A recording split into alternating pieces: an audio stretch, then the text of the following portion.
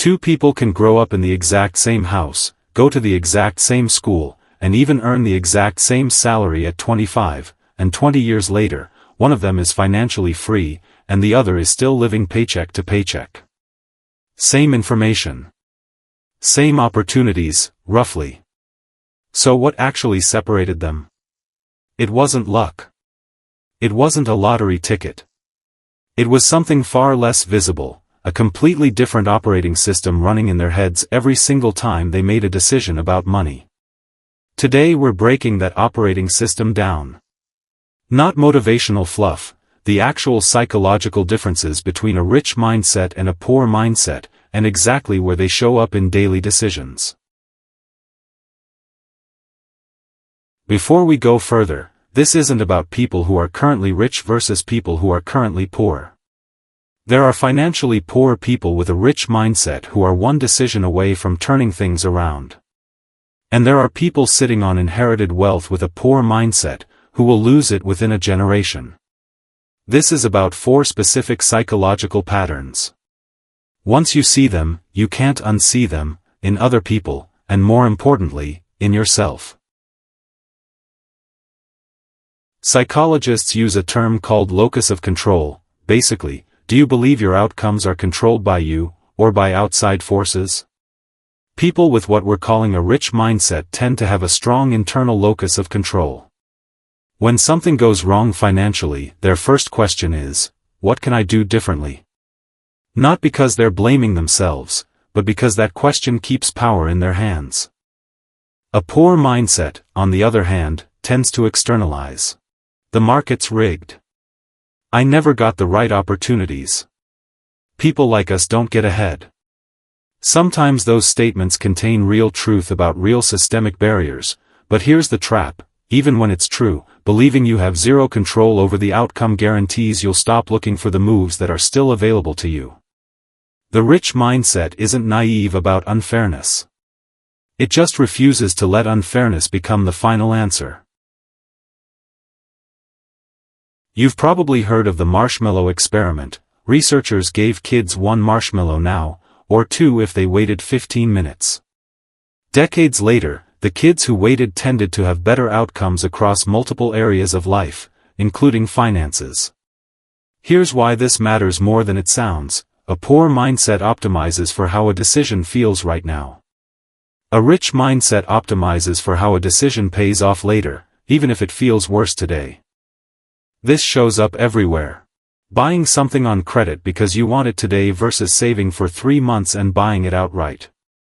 Taking a job that pays more immediately versus one that builds a skill set that pays more in 5 years.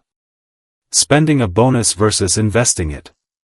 None of these choices are stupid in isolation.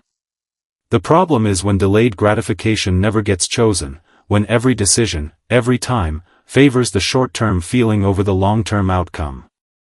That pattern compounds. And unlike money, it compounds against you. Ask someone with a poor mindset about risk, and the first word that comes up is usually danger. Ask someone with a rich mindset, and the first word is often opportunity. This isn't about being reckless. It's about what question gets asked first. A poor mindset asks, what if this goes wrong? A rich mindset asks, what's possible if this goes right, and is the downside actually survivable? That second question is the key. Rich mindset thinking isn't fearless, it's calculated.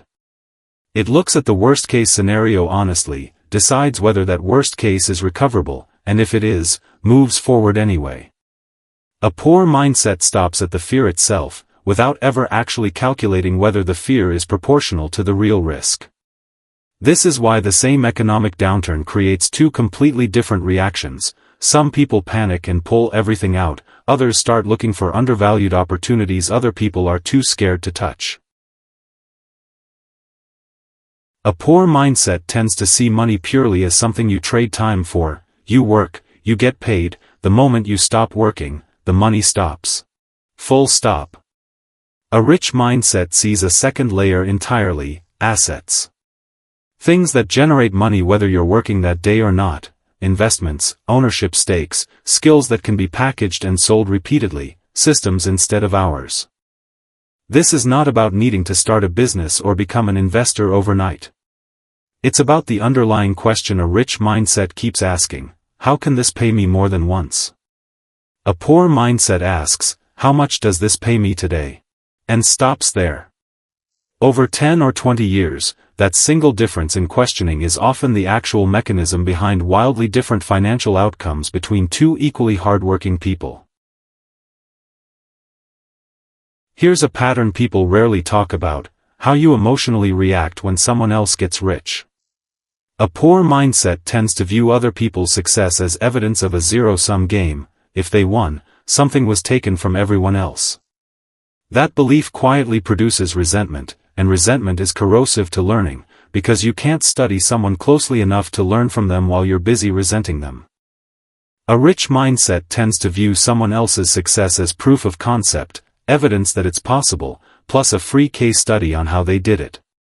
That's not naivety about unfair advantages some people genuinely have.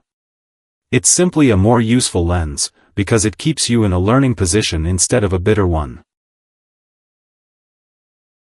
The honest answer: not by simply deciding to think positive.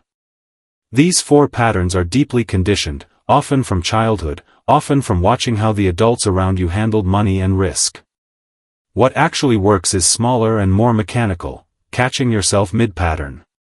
Next time you feel that first instinct, blaming an outside force, choosing the short-term comfort, freezing at the word risk, judging something purely by today's paycheck, pause and ask the rich mindset version of that same question. Not because the poor mindset instinct is evil. Because awareness is the only place change ever actually starts. So, locus of control, delayed gratification, how you define risk, income versus assets, and how you react to other people's success. 5 lenses, 1 underlying pattern. If you caught yourself in any of these, you're already doing the hardest part: noticing. Subscribe for next week's breakdown of another hidden money pattern most people never learn to see in themselves. Comment below, which one of these 4 patterns hit the hardest for you? I read every single one.